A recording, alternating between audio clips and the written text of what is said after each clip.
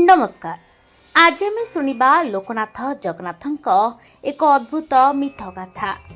प्राचीन समय मालव राज्यर एक श्रद्धालु राजा इंद्रद्युम्न तपस्या करी भगवान विष्णु को देखा आग्रही थे। अनेक वर्ष धरी अन्न जल बंद कर तप कले।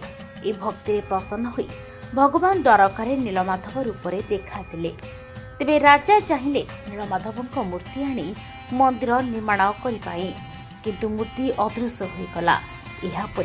राति देखिले स्वप्न भगवान कहले मु दारू विग्रह आसबि। से एक अद्भुत काठ भासी आसला समुद्रु, जहां दारू ब्रह्म कहुए। भगवान निजे वृद्ध कामिन्या रूप में आसिले एवं कहले मते 21 दिन मंदिर भितर बंद कर, मो मूर्ति तैयारी करदेबी। किंतु रानी उत्सुकतार द्वार खोलीदेले। भगवान अदृश्य हेले एवं मूर्ति अपूर्ण अवस्था रहीगला। से ठारू आज जे जगन्नाथ, बलभद्र और सुभद्रा मूर्ति अपूर्ण अंगरे पूजित होती, जहाँ दुनिया रे अनन्य। सब्सक्राइब एंड लाइक करने को भूलिबेनी।